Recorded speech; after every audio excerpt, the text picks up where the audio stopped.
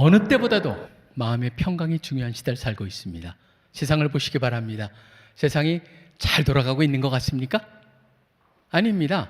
사람들이 말합니다. 그렇기 때문에 지금 우리가 살고 있는 세상을 네 개의 굉장히 불안정한 형용사를 앞자를 떠가지고 BANI, 반이 세상이라고 얘기합니다.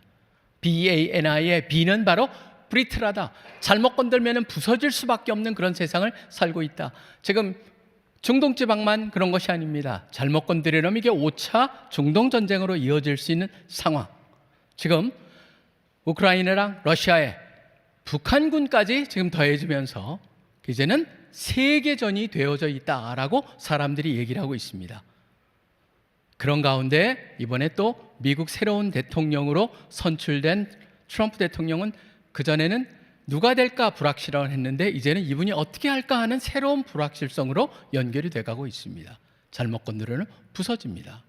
그러다 보니까 BA, 그래서 모든 사람들이 불안해합니다. anxious하고 있습니다. 모든 사람들, 특별히 젊은 사람들을 갖다가 조나선 하이트라고 하는 심리학자는 바로 anxious generation이라고 하는 이 디지털 세대를 통칭해가지고 그 단어를 쓰고 있습니다. 불안하다.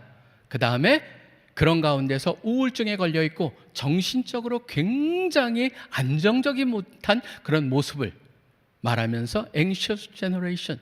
지금 한국에 특별히 그렇습니다. 한국 같은 경우에도 젊은이들 가운데 자살률이 전 세계에서 가장 높은 나라가 대한민국이 되어버렸습니다. 굉장히 불안합니다. 그 다음에 N, non-linear하다라고 얘기합니다. 지금 올 여름을 돌아보시면 얼마 전에도 지금 미국에서도 노스캐롤라이나 10일 같은 데도 완전히 홍수로 없어져 버리지 않았습니까? 스웨덴도 마찬가지, 스페인도 마찬가지입니다. 18개월 동안 올 비가 8시간 만에 쏟아져 버렸습니다. 그 아름답던 발렌시아 같은 데는 완전히 차들이 엉켜져 있는 걸 여러분들이 아마 뉴스를 통해서 보셨을 것입니다. 거기뿐만이 아닙니다. 한국도 여름이 특이한 여름을 보냈습니다. 이런 모든 extreme weather, 아주 극단적인 이런 기후를 경험하면서 사람들이 말합니다. 이제 우리가 진짜 이 온실가스를 내뿜지 말아야겠다. 근데 지금 안 내뿜는다고 달라지는 게 하나도 없습니다. 왜 그러냐면 이 지금 우리가 경험하는 건 1980년대 즈음하는 70년대 말과 80년대 초에 인간이 내뿜은 온실가스의 열매가 지금 우리가 경험하는 거다라고 말하고 있습니다. 단순하지가 않습니다. 단선형이 아닙니다. 우리가 경험하는 모든 것들이 너무나 얽히고 설키는 수많은 변수로 만들어진 것이다. 그렇기 때문에 non-linear하다. 그래서 마지막 I가 뭡니까? incomprehensible. 그래서 도저히 이해가 되지 않는 세상을 우리가 살고 있다라고 하는 겁니다. 그 속에서 과연 어떻게 살아야 될까요? 제가 왜 이 말씀을 하고 있을까요? 바니월드라고 하는 것을 지적하고 있는 것은 단순히 세상이 이제는 끝이 가까이 왔나 보다 그 얘기를 하고자 하는 것이 아닙니다. 우리는 언제가 끝일지 모릅니다. 그렇지만 분명한 것이 있습니다. 뭡니까? 예레미야서 18장 6절에 나와 있는 것 같이 하나님은 토기장이시고 나와 내가 살고 있는 이 세상, 나의 인생까지도 바로 진흙과 같아서 그분의 손안에 있다라고 하는 겁니다.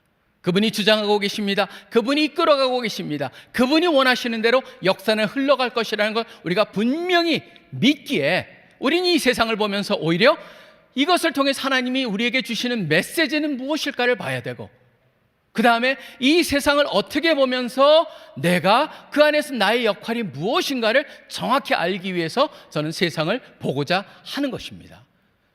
오늘 말씀에는 이 세 가지 질문에 대한 답을 너무나 정확하고 적확하게 주고 있습니다. 한번 제일 먼저 첫 번째를 보고자 합니다. 첫 번째 뭐냐면 이런 세상을 보면서 우리가 기억해야 될 건 어느 때보다도 하나님의 역사의 순간이 가까워 왔다는 걸 믿기에 하나님의 역사를 기대하며 살아야 한다는 것입니다. 4장을 한번 봅니다. 4장 특별히 4절을 보시면은 한 독특한 표현 하나가 나옵니다. 이렇게 되어 있습니다. 예수님께서는 지금 유대 지방에 있습니다. 갈릴리로 가셔야 되는데 4장 4절에 보면 사마리아를 통과하여야 하겠는지라 라고 했습니다. 자, 생각해 보십시오. 지형상으로 보면은 유대가 밑에 있습니다. 갈릴리가 북쪽에 있습니다. 그 사이에 사마리아가 있습니다. 당연히 가로질러야 되지 않을까라는 생각을 할 수 있지만 그렇지 않았습니다. 유대인들은 사마리아를 가로지르지 않았습니다. 디투어를 택했습니다. 어떻게 해요? 요단강 쪽으로 돌아가지고 갈릴리로 갔습니다. 유대 지방에서 갈 때. 왜 그러냐면 사마리아 여인하고는 상종하고 싶지 않았기 때문입니다. 특별히 사마리아 여인하고 유대의 남성이 말을 건다는 건 있을 수도 없는 것이었습니다. 근데 예수님은 이 두 가지를 동시에 선택을 하십니다. 왜 그렇습니까? 왜 사마리아를 지나가셔야 됐습니까? 바로 이 여인 때문이었다고 저는 믿습니다. 왜냐하면 이 여인은 어떤 여인이었습니까? 인생의 가장 막장을 걷고 있는 상황이었습니다. 이 여인을 갖다 얘기에 들어보면은 5 남자가 있었지만 남편이 5 있었고 지금 6번째 남자는 남편도 아니라고 하는 얘기가 되어 있습니다. 그렇기 때문에 이 여인은 자기의 삶이 부끄러웠습니다. 누구도 자기랑 접하고 싶지 않았습니다. 그러다 보니까 낮 12시에 물을 길러 갔던 그런 여인이었습니다. 전 이 여인을 보면서 지금 이 시대를 보고자 하는 것입니다. 뭐냐면 이 시대는 소망을 잃어버렸습니다. 어디에도 소망이 없습니다. 사람들이 불안해하고 있습니다. 이때가 바로 어느 때입니까? 하나님의 역사에 저는 시작점이 될 수 있다고 생각을 합니다. C.S. 루이스가 이런 말을 합니다. 인간의 절망의 바닥점이 바로 최저점이 하나님의 역사의 시작점이 된다. 저는 여기서 그걸 봅니다. 우리도 마찬가지입니다. 한국을 보면은 한국은 지금 K-웨이브니 어느 때보다도 한국 사람에 대한 관심이 전 세계적으로 많아졌습니다. 한국의 문화뿐만 아니라 심지어 이 한글까지도 관심을 갖고 있는 그런 시대가 되어버렸습니다. 근데 한번 돌아보시기 바랍니다. 한국이 원래 이래 왔습니까? 아니었습니다. 한국은요 진짜 급변하게 되는데 그 급변함의 바닥점을 치면서 변하게 되고 그 가운데는 바로 복음이 전해짐이 있었습니다. 근데 한번 생각해 보십시오. 한국의 가장 낮았던 5,000년 역사 중에서 최저점이 어디라고 생각하십니까? 저는 구한말 바로 조선의 끝부분이었습니다. 조선시대 특별히 1800년대 끝부분에 가보면은 조선은 굉장히 어려운 상황이었습니다. 특별히 이 대륙 세력이라고 하는 중국 청나라 밑에서 계속적으로 우리가 영향력 안에 있었고, 그 다음에 러시아라고 하는 막강한 제국이 있었고, 해양 세력, 떠오르는 해양 세력인 일본이 있었고, 또 저 멀리 미국이 이제 아시아에 관심을 가지면서 4개라고 하는 2개의 서양 세력과 2개의 대륙 세력이 지금 그 가운데 각축전을 벌이는 곳이 바로 조선이라는 곳이었습니다.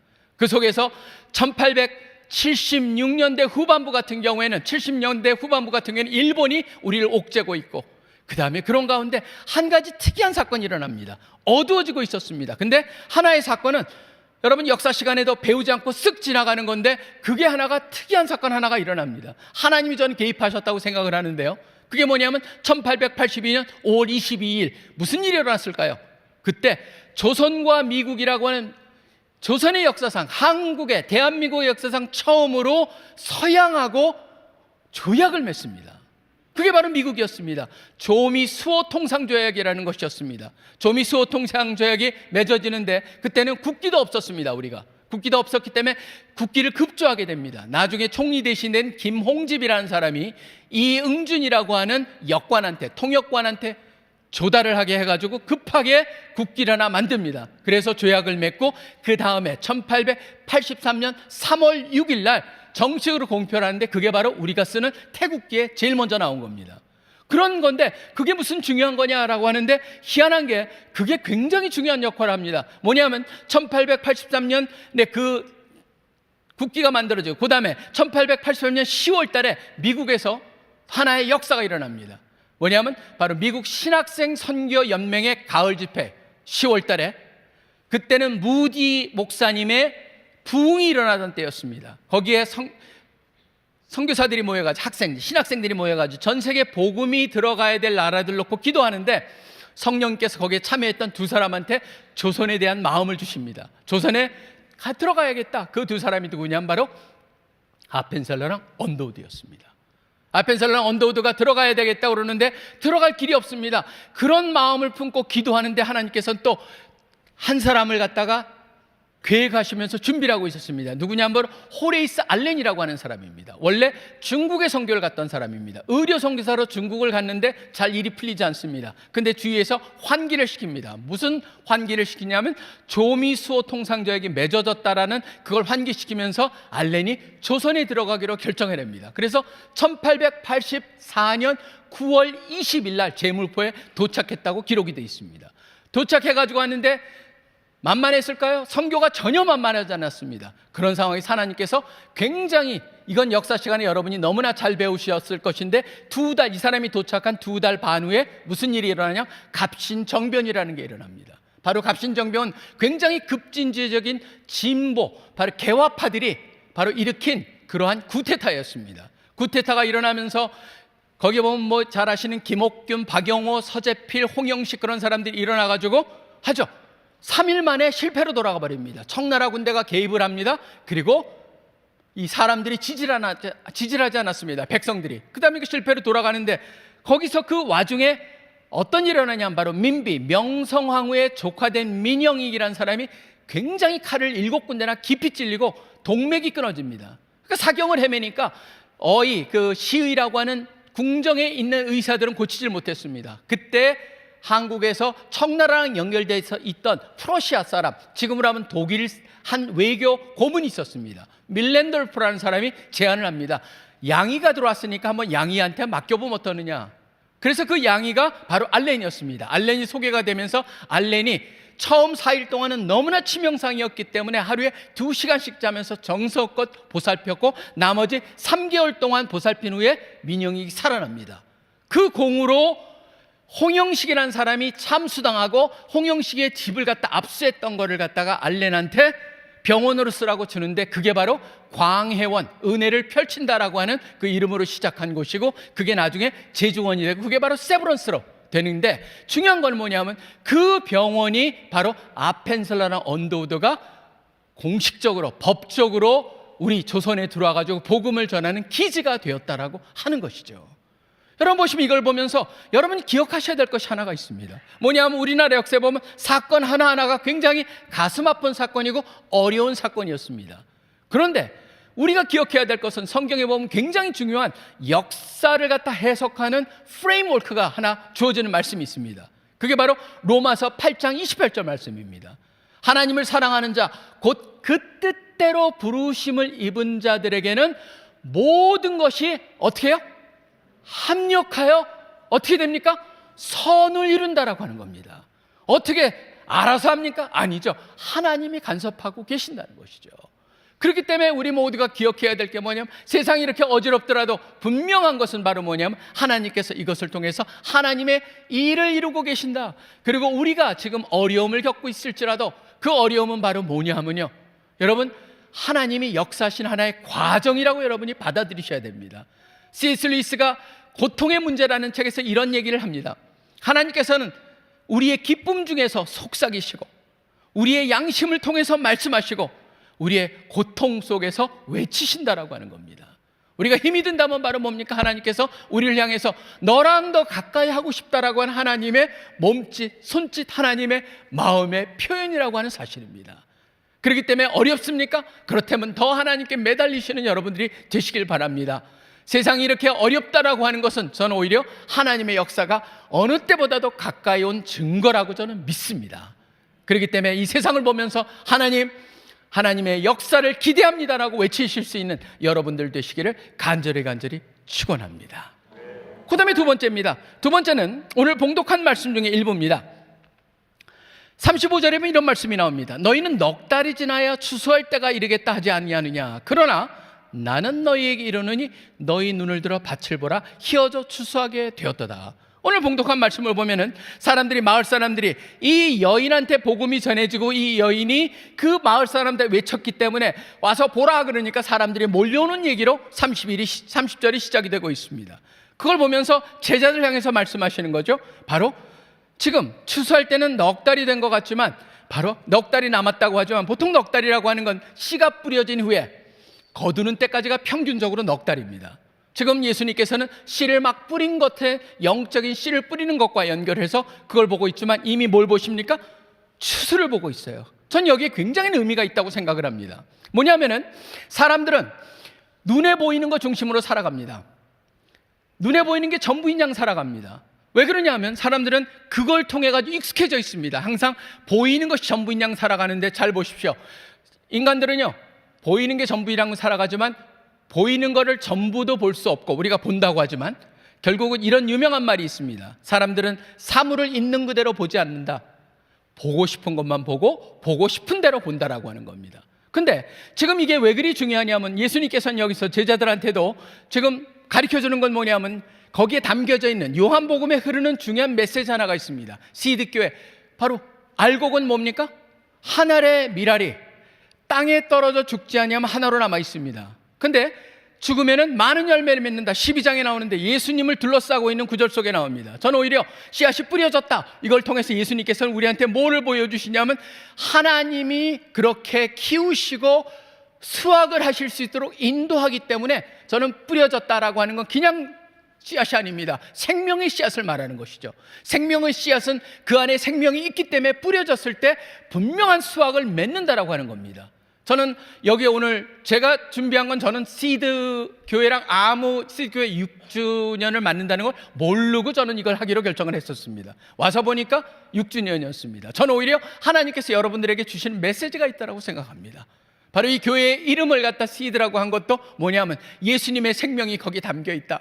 그렇기 때문에 뿌려지면은 그것이 열매를 맺을 것이고 하나님께 축복할 것이다라는 걸 담고 있는 그 말씀이라고 하는 확신이 듭니다. 여러분도 믿으십니까, 여러분? 저는요, 여러분들이 그런 확신을 가지고 보기 시작해야 된다는 겁니다. 지금 한국교회를 보면 어지럽고 어려운 얘기들 여러분이 너무나 많이 들으셨을 것입니다. 2020년에 기운실에서 조사한 거에 따르면 한국교회의 신뢰도는 20%밖에 되질 않습니다. 그 다음에 한국교회의 그 영향력은, 부정적 영향력이 2017년 예장 합동측의 조사해 봤을 때 70%가 부정적이다라고 하는 것이 지금 한국교회의 현재 상황입니다. 그리고 지난 5년 동안 20대는 50%가 교회를 떠난 것이 지금 나와 있는 통계입니다. 한국교회를 갖다 사람들이 염려하고 있습니다. 사실은 한국교회뿐만 아닐 것입니다. 전 세계가 그렇지만 특별히 한국교회의 급격한 무너짐에 대한 얘기를 들으면서 걱정을 많이 하고 있을 것입니다. 근데 그런 얘기만 들으면요, 부정적인 모든 것이 부정적으로 보입니다. 근데 여러분, 그게 전체 픽처가 아닙니다. 바로 다른 쪽에 보면 하나님께서 새로운 역사를 시작하시는 증거들이 굉장히 많습니다. 한국 교회에 대한 다양한 걸 얘기하면서도 권 목사님하고 대화를 하면서 느꼈던 건 뭐냐면 하나님께서 시드 교회 같은 새로운 형태의 교회를 시작하고 계시고 바로 여기에 소망이 있다고 저는 생각을 합니다. 한국 교회, 제가 그 소망의 메시지를 한번 같이 보고자 이번 여름 시즌에 저희가 만여 명이 모여서 4박 5일 동안 집회를 했던 그 장면들을 잠깐 짧게 영상을 가져왔습니다. 잠깐 보고 말씀을 지속하도록 하겠습니다.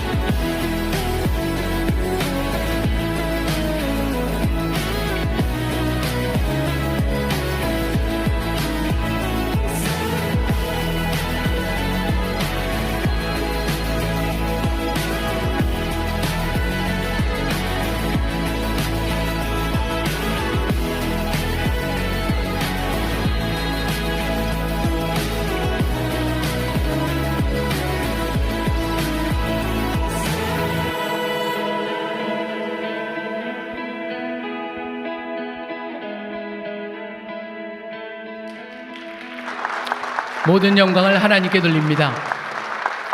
저기에 1000여 명의 학생들이 새롭게 예수님을 영접을 했고, 그리고 올해만 CC는 역대 처음으로 3100명이 넘는 학생들이 해외 단기 선교를 떠났습니다.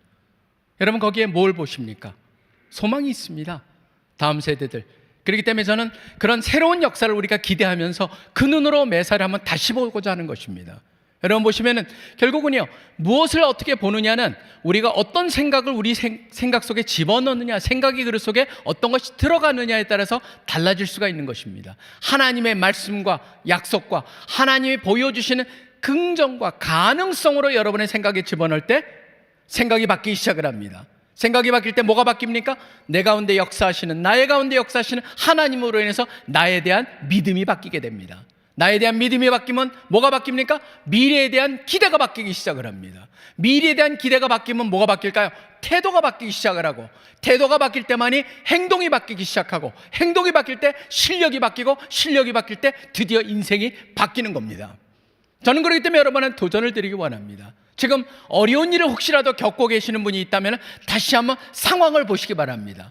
왜 그러냐면 우리가 어렵다라고 하는 그것만 가지고 보면 어려운 이유만 보일 것입니다. 그렇지만 바로 그 어려운 가운데서도 가능성이 있는 그거를 찾아내는 것, 그것에서 다시 시작하고 다시 보기 시작한다면 새로운 길이 보일 수 있고 새로운 도전을 할 수 있다라고 생각을 합니다.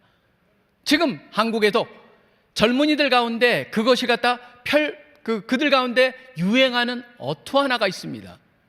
여러분들이 네이버 같은 데로 조사해 보시면 아실 것입니다. 원형적 사고라는 게 있습니다. 장원영이라고 하는 아이브라고 하는 그 그룹에 있는 어떤 자매가 늘 보면은 긍정적으로 얘기를 합니다. 빵을 사러 갔는데 자기가 살려는 빵이 떨어졌습니다. 그럼 어떻게 합니까? 빵 떨어졌구나, 오늘 운이 안 좋다, 그렇게 하지 않습니다. 빵이 떨어지자마자 뭐라고 합니까? 자기가 살려는 빵이 없으면 오늘은 새롭게 막 나온 빵을 사게 만드는 기회가 되는구나. 가능성으로 보는 것이죠. 뭔가 하려고 했는데 비가 와서 못했습니다. 그랬더니 오늘은 그 일보다는 비가 오는 소리를 듣는 날이구나. 그러면서 상황에서 긍정의 포인트를 찾는 것들이 번져가고, 그 친구가 인스타그램이 쓰는 럭키비키, 나는 운이 좋고 축복받은 사람이라고 쓰는 것들이 학생들한테, 젊은이들한테 번져가는 걸 보면서 저는 그게 너무너무 좋다라고 생각을 했습니다. 왜냐하면 여러분들이 지금 마틴 셀리그만인의 유명한 포지티브 사이콜로지라고 하는 긍정의 신학을 보면요, 생각이 바뀌는 것이 모든 것들을 바꿔가는 가장 시초로 말하고 있습니다. 근데 상황이 전혀 사실이 아닌 거에 근거할지라도 착각만 가지고도 바뀔 수 있는 게 인간인데, 우리는 하나님의 약속이 있습니다. 하나님의 약속을 여러분의 마음속에 넣고 여러분의 생각을 바꿔간다면 지금 여러분의 상황을 보는 눈도 바뀔 뿐만 아니라 이 세상 속에서 절망 속에 있는 사람들이 눈에 보이기 시작할 것이고, 그들을 향한 하나님의 역사가 필요하다는 것을 여러분이 느낄 수가 있다라고 하는 것입니다. 바로 그렇기 때문에 하나님의 보여주시는 대로 매사를 보실 수 있는 여러분 되시기를 간절히 축원합니다. 그 다음에 세 번째입니다. 세 번째는 여기에 보면은 이런 말씀이 나옵니다. 예수님께서 36절에 보면 거두는 자가 이미 삭도 받고 영생에 이르는 열매를 모으나니 이는 뿌리는 자와 거두는 자가 함께 즐거워하게 하려 하심이라고 되어 있습니다. 저는 여기에 보면 뿌리는 자나 거두는 자나 함께 즐거워함이라는 데 한번 초점을 맞춰봐야 됩니다. 왜 그러냐면 많은 사람들이 지금 예수님 믿으면 전도해야 됩니다, 선교해야 됩니다, 섬겨야 됩니다, 그러면 다들 짐으로 받아들이는 경향이 있습니다. 근데 성경에서 뭐라고 말합니까? 그게 짐이 아닙니다. 오히려 하나님께서 우리를 향해서 주시는 기쁨을 누리고 즐거워할 수 있는 기회를 부여해 주시는 거예요. 그렇기 때문에 여러분들이 세 번째로 기억해야 될 건 뭐냐면 하나님의 계획을 온전케 하는 그 초대에 여러분이 적극적으로 임하셔야 한다는 것입니다. 누구를 위해서요? 바로 여러분한테 축복이 된다라고 하는 겁니다. 저는 3,000명이 넘는 학생들이 한 사람이 가기 위해서, 한 사람이 단기 선교를 가기 위해서 본인들이 평균 60만 원 정도를 모금을 해야 됩니다. 그걸 위해서 아르바이트 하면서 저축을 하고, 그 다음에 주위에 있는 친구들한테 몇천 원에서 10,000원 정도씩 모금을 하고, 그래가지고 가서 2주에서 3주 동안 해외를 선교하고 돌아오는데, 이 친구들이 한 번 간 친구들은 없습니다. 한 번도 안 간 친구가 있을 뿐이지 한 번 간 친구는 없을 정도로 한 번 갔다 오면 또 가려고 합니다. 왜 그럴까요? 너무너무 기쁘기 때문이에요. 갔다 오면 너무너무 감사하기 때문이에요. 그렇기 때문에 또 가는 거예요. 저는 이걸 보면서 늘 기억해야 되는 게, 제가 사실은 이걸 생각하면서 옛날에 한번 어떤 한 페이퍼 하나 읽었던 게 생각이 납니다. 그거는 애니타 엘버스라고 하는 하버드 대학의 경영학과 교수가 한국에 온 적이 있습니다. 왜 왔냐면 2019년에 왔던 게 조사를 하나 하러 왔습니다. 경영학적 눈으로 한번 분석을 해보자고 하는 것이었습니다. 누구냐면 왜 BTS가 그렇게 성공하느냐라고 하는 것이었습니다. BTS를 조사하러 한국에 와가지고 거기 빅 히트 인터테인먼트라고 하는 그 회사의 CEO였던, 지금은 하이브라는 이름으로 바뀐 방시혁 씨를 만납니다. 방시혁 씨를 만나면서 어떻게 BTS, 빅히트 인터테인먼트이 성공하게 됐는가를 인터뷰를 하는데, 방시혁 씨가 얘기를 합니다. 자기네 회사는 워낙 초라한 회사였습니다. 조그만 회사였습니다. 한국의 인터테인먼트 그 기획사를 여러분이 보시면 세 개가 꽉 잡고 있었습니다. SM, YG, 그 다음에 JYP. 그리고 이 사람도, 방시혁 씨도 JYP 밑에 일하던 사람입니다. 근데 거기서 분리를 해가지고 나와가지고 맨 처음에는 자기가 그룹도 없으니까 JYP한테 2PM 같은 그룹을 빌려와가지고도 운영을 해봤습니다. 근데 장사가 안 돼요.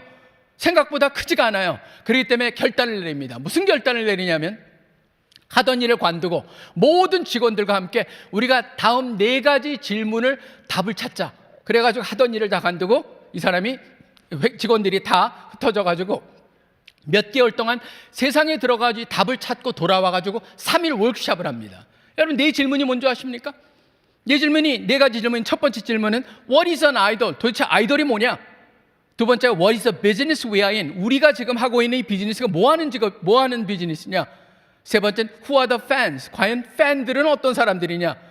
What are their characteristics? 그들의 특성이 뭐냐? 라고 하는 4가지의 질문을 가지고 수개월을 조사하고 돌아와서 3일 워크숍을 하면서 끝났을 때 방시혁 씨가 이 애니타 엘버스 교수한테 한 말이 있습니다. 한국말을 그대로 영어로 거기다가 그대로 음역을 해놨습니다. 그게 뭔지 아십니까? 소위 말해서 신받다라고 하는 표현이었습니다. 신받다. 뭐를 찾았기에 신받다라는 표현을 썼느냐 하면은 바로 이거였습니다. 지금 세상은 어느 때보다도 초연결 사회다. 그런데 희한한 거는 역설적으로 모든 사람이 어느 때보다도 고립되어 있다는 걸 느낀다라고 하는 겁니다. 그렇기 때문에 이 고립되어 있는 이 사람들을 우리는 돕겠다, 감동을 주겠다, 그리고 고치겠다라고 하는 help, inspire, 그 다음에 heal이라고 하는 3가지 단어를 가지고 그들을 접근하고, 빅히트 인터테인먼트의 모든 것, BTS의 노래까지, 가사까지도 거기랑 연결이 되어 있습니다. 그것을 하고자 하는 거였죠. 그것이 바로 제가 그 페이퍼를 읽으면서 느꼈던 거 하나는 뭐냐면, 이 세상에서 가장 중요한 게 뭐냐 하면 한 가지일 것입니다. 그게 뭐냐면 내가 누구냐라고 하는 정체성, 내가 이 세상에서 무엇을 하기 위해서 존재하느냐고 하는 역할이라고 하는 이것, 결국은 모든 게 하나인 네 자신을 알라라고 하는 소크라테스의 말이 그게 유명한 말인 이유가 가장 중요한 것이기 때문이죠. 그럼 질문을 돌아옵니다. 내가 누구냐라고 하는 것이죠. 여기 보면 예수님께서는 분명히 말씀하십니다. 본인을 뭐라고 말씀하시냐면 이렇게 얘기하시죠. 나한테는 너희가 알지 못하는 양식이 있다. 그리고 34절에 이렇게 말씀하십니다. 나의 양식은 나를 보내신 이의 뜻을 행하며 그 일을 온전히 이루는 이것이니라. 그게 분명하셨기 때문에 예수님은 십자가에 돌아가시면서, 요한복음 19장에 가보시면 예수님이 돌아가시면서 십자가에서 하신 말씀이 뭔지 아십니까? 나의 일을 온전히, 그의 일을 온전히 이루신다는 그것이 이루어지는 순간이기 때문에 그때 십자가에서 하신 말씀이 뭔지 아세요? 다 이루었다라고 하는 말씀이었습니다. 여러분, 저는 여러분한테 질문을 드리길 원합니다. 뭐냐면 우리가 왜 삽니까? 라고 하는 질문입니다. 왜 우리가 기독교인이 되었는가? 사실은 여러분의 정체성이 뭡니까? 라고 질문해보면 여러분이 하시는 일과 연결이 됐고, 여러분의 관계 속에서 여러분의 정체성을 찾을 수 있을 것입니다. 나는 누구누구의 아버지입니다. 나는 뭐하는 사람입니다. 나는 누구의 남편이고 아내입니다. 라고 얘기할 수 있습니다. 근데 저는 그렇게 상황에 따라서 바뀌는 거 말고 정체성은 뭡니까? 바뀌지 않는 거죠. 그 앞에 붙어 있는 겁니다. 크리스찬이라고 하는 단어입니다. 크리스찬 의사면은 바로 크리스찬 의사가 무엇을 의미할까? 내가 크리스찬 아버지라면은 크리스찬 아버지와 아버지로서의 그냥 아버지와 어떤 차이가 있을까라고 하는 것을 고민하게 만드는 게 바로 정체성을 가지고 씨름하는 사람들의 모습일 것입니다. 저는 여러분에게 도전을 드리길 원합니다. 여러분 앞에 붙어있는 크리스찬한 의미가 지금 여러분의 삶 속에 어떤 역할을 지금 하고 있는가라고 하는 도전입니다. 시드교회가 6주년을 맞이했습니다. 하나님께서 지금 생명의 복음이 담겨져 있는 그 씨드라고 하는 이름을 갖다가 교회 이름으로 주셨고, 여러분들이 그곳의 일원으로 지금 여기에 참여하고 계십니다. 자, 그렇다면 나는 그 씨드란 의미에 담겨 있는 복음의 생명이 나의 삶 속에서 나한테 어떻게 적용이 되고 있는가를 한번 같이 생각해 보는 시간이 되기를 간절히 소원합니다. 그래서 바로 하나님께서 그 뜻을 가지고 시작하신 이 씨드 교회가 이제는 6년을 마치고 이제 또 다른 6년을 향해서 나아갈 때 그 가운데서 어떻게 역사되고 펼쳐가지는가, 바로 그것이 여러분이 지금 나의 정체성, 여러분 스스로가 갖고 있는 정체성과 여러분의 역할을 찾을 때 그것이 완성이 되고 이루어질 것이라고 믿습니다. 그렇기 때문에 하나님께서는 여러분을 하여금 하나님이 만들어 오신 그 기쁨의 장에 여러분을 초대하고 있습니다. 거기에 여러분이 그렇습니다 주님, 제가 그것을 위해서 한번 해보겠습니다, 그런 삶을 살겠습니다라고 결심하시고 도전하시는 우리 귀한 한 분 한 분 되시기를 간절히 축원합니다.